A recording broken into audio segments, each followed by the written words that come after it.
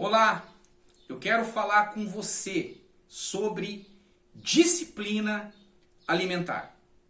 E vou também dizer como eu eliminei 50 quilos da minha vida, sem deixar de comer, aliás, comendo muito bem, sem ter que tomar remédios, sem fazer exercícios físicos e sem fazer cirurgia.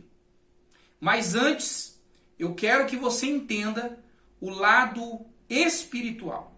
O livro de Provérbios, capítulo 23, verso de número 2, diz: se és homem de grande apetite, põe uma faca na sua garganta.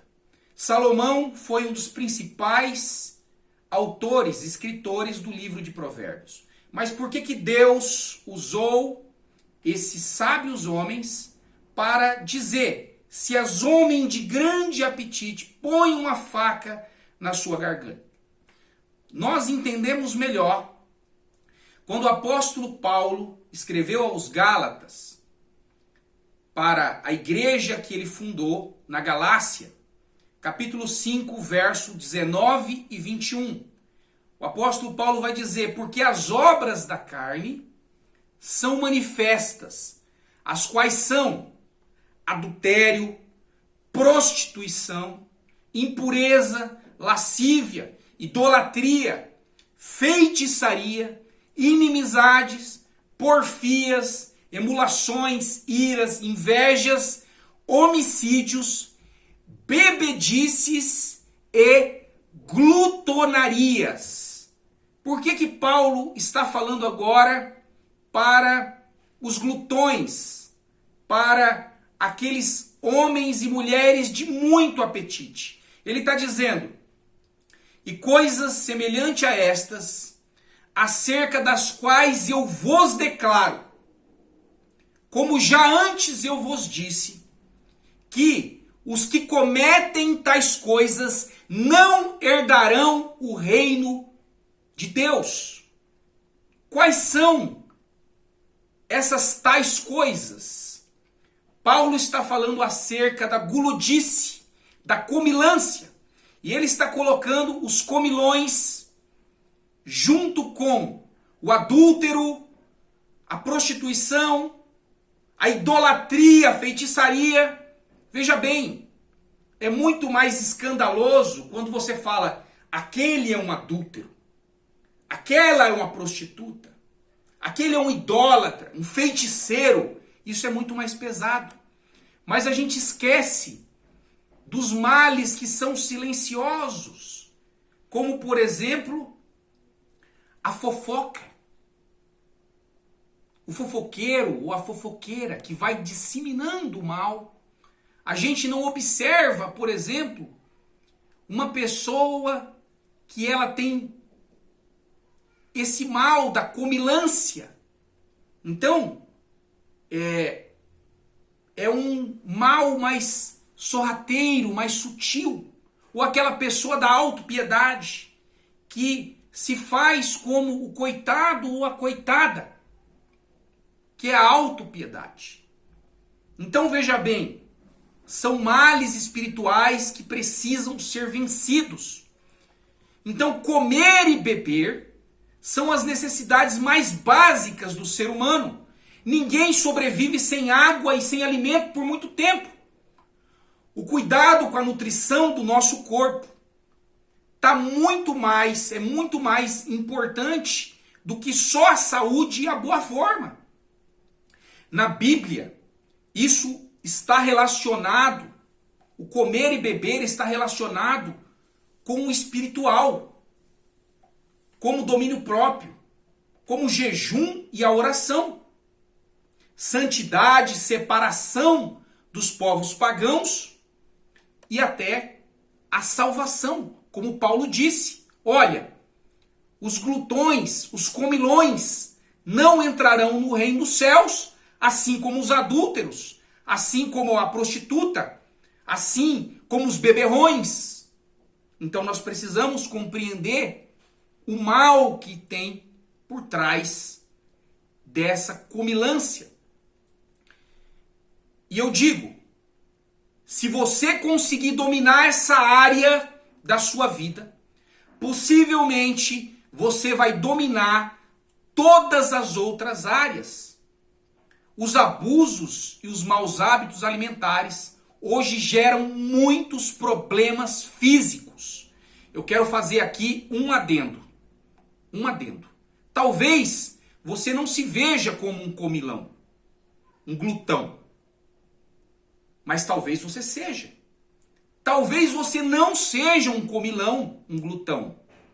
Mas a indisciplina alimentar tem trazido males à sua vida pessoal, à sua vida social, e você não sabe como lidar com isso. Você não consegue vencer isso. E eu estou aqui trazendo uma visão espiritual de como vencer essa dificuldade. Então, olha só, esses abusos, esses maus hábitos alimentares, eles geram hoje muitos problemas físico, emocionais, sociais e espirituais. E as pessoas não sabem como lidar com isso. Por isso, um homem, uma mulher disciplinada entende e presta muita atenção nesses pontos que eu quero trazer. Por que comer? Muito além do que simplesmente saciar sua fome, se come mais pelos olhos. As pessoas comem mais pelos olhos do que pela fome. Muitas vezes a ansiedade faz você comer. Talvez você coma pelo conforto. Talvez você coma por um vício. Comer se tornou um vício.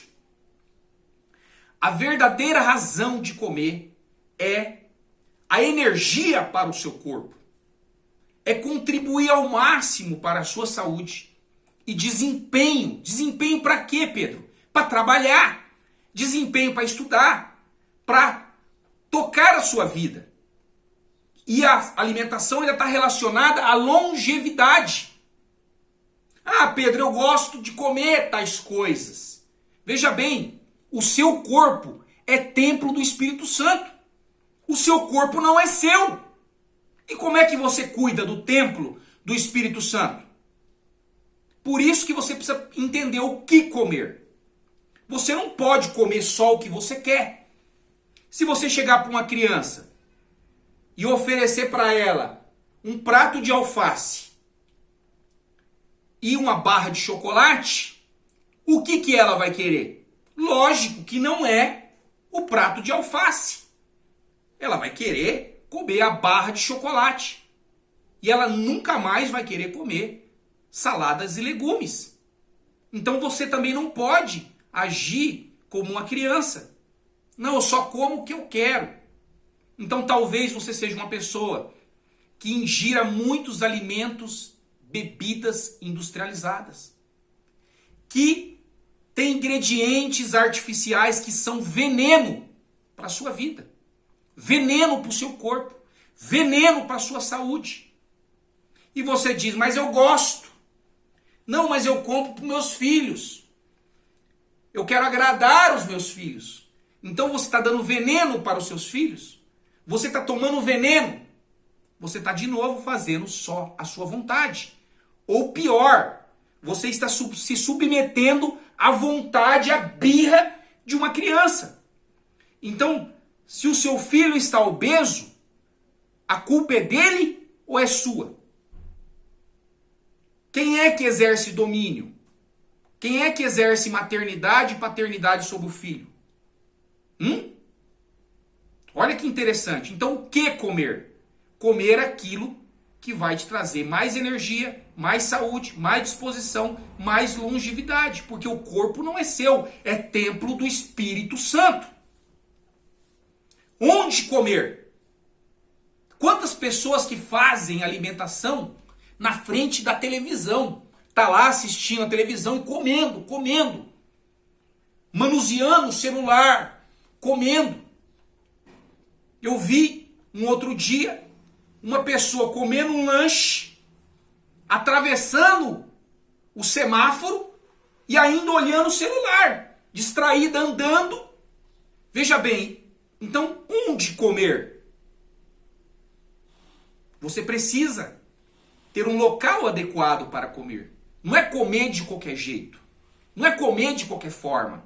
Isso é falta de disciplina. Isso é falta de compreender a importância do alimento. Como comer? Comer às pressas? Na correria do trabalho? Engolir sem mastigar a comida primeiro? Então, como comer? De que forma comer? Com calma. Um momento especial. Não é só fazer a minha vontade. Então as pessoas elas estão agindo no piloto automático de uma forma que elas não estão enxergando o que estão fazendo, como cegas. E eu ainda pergunto, com quem comer? Olha, a alimentação é um ótimo momento para fortalecer os relacionamentos, para estreitar os relacionamentos, mas é um momento sagrado.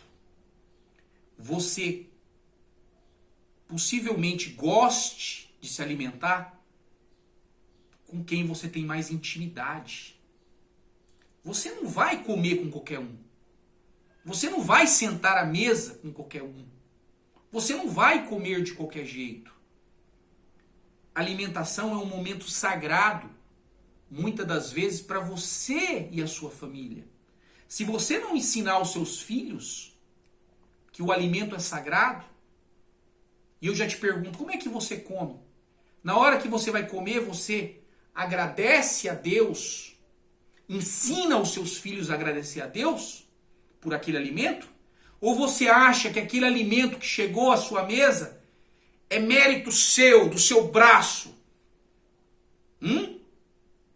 Você come como um animal no coxo, sem se lembrar que foi Deus que proveu o alimento, proveu para você a força para ter o pão de cada dia. Pense nisso. Pense em como você tem se comportado diante da alimentação. A alimentação é um Deus para você? Ela está à frente de tudo? Ela é mais importante do que tudo? Pense nisso. Pense nisso. Quanto comer? Talvez a disciplina mais difícil de todas. Veja bem, Jesus, antes de começar o seu ministério, ficou 40 dias no deserto. A primeira coisa que o diabo fez foi colocar na frente dele a armadilha. Foi quando Jesus disse: não só de pão viverá o homem, mas de toda a palavra que sai da boca de Deus. Como que Jesus combateu o diabo? Com a palavra. Com a palavra. Mas o alimento, ele mesmo ensinou, começar o dia em oração. Pai nosso que estás no céu. Pai nosso que estás no céu. Nos conceda o pão nosso de cada dia. Então, nós precisamos do pão de cada dia. Mas não esquecer que quem nos dá o pão é o Pai que estás no céu. E por que que isso é importante? Porque se você dominar essa área, possivelmente você vai dominar todas as áreas da sua vida.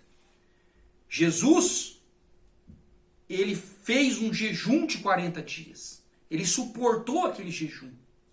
E você também tem uma força dentro de você que o próprio Senhor, o próprio Deus te dá para vencer. E eu quero dizer que o quinto passo, que o quinto desafio que você vai dar, vai ser lutar contra a indisciplina na alimentação. Nesse mês de maio, o 5º mês, você vai aplicar a disciplina na alimentação. Você vai olhar todos esses pontos que eu falei, você vai avaliar onde que você precisa melhorar e como. Decida o que você vai fazer. Tome a decisão. Eu preciso mudar. Eu preciso tocar nessa área da minha vida. Quais vícios de comida você tem? De bebida você tem? Que você vai abandonar. Olha, isso faz mal para a minha vida. Eu quero abandonar. Eu quero deixar isso. Você vai fazer pelo menos um jejum por semana. E dedicar esse jejum a uma área espiritual da sua vida. Eu quero dar o meu depoimento, o meu testemunho. Eu eliminei para sempre da minha vida 50 quilos. 50 quilos. Talvez você olhe e fale, poxa, eu preciso eliminar 10 quilos da minha vida. 20 quilos. Talvez você olhe e tenha batalhado há tempos e não consegue eliminar esses 20 quilos. 30 quilos talvez. 40 quilos.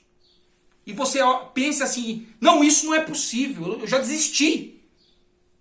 Não tem outra saída, eu tenho que tomar remédio, eu tenho que fazer uma cirurgia. Talvez a sua situação seja mais grave do que a minha. Mas eu já tinha tentado de tudo. Já tinha me inscrito em várias academias. Treinado por mais de 90 dias, sem perder um dia. Quando ao final do período, eu fui ver, eu não tinha perdido 700 gramas. Isso desanima qualquer um. Mas, depois de tantos milagres na minha vida, nas minhas orações, eu falei com Deus. Eu coloquei a mão sobre a minha barriga. E eu disse, Senhor, arranca de mim essa gordura. Arranca de mim essa barriga. Eu não conseguia amarrar o meu cadarço. Eu coloquei a mão e falei, Senhor, arranca de mim esse peso, Senhor. Esse peso que está sobre mim. Então a primeira coisa, eu tributo a Deus, o milagre de ter perdido 50 quilos, eliminado 50 quilos. Sem deixar de comer, comendo muito bem. Sem ter que tomar remédio. E principalmente, sem ter que fazer uma cirurgia. Então, eu estou dizendo para você que Deus, através da sua fé, fará você transformar essa área da sua vida. Como? Em primeiro lugar, você vai orar, falar com Deus, e você vai entrar nessa luta. Pedro, o que mais que você fez? Deus me deu a estratégia, me deu a visão. E se você tiver interesse, eu me candidato a te ajudar. Eu vou colocar o meu telefone embaixo do texto, onde tem toda essa explicação sobre a disciplina da alimentação. E eu vou te contar detalhes do que eu fiz. É muito simples. Mas quem me deu essa visão, quem me deu a estratégia, foi Deus. A primeira coisa que eu fiz foi orar. E eu tributo essa mudança na minha vida a Deus. Esse é um dos motivos que eu estou falando sobre disciplina em todas as áreas da vida.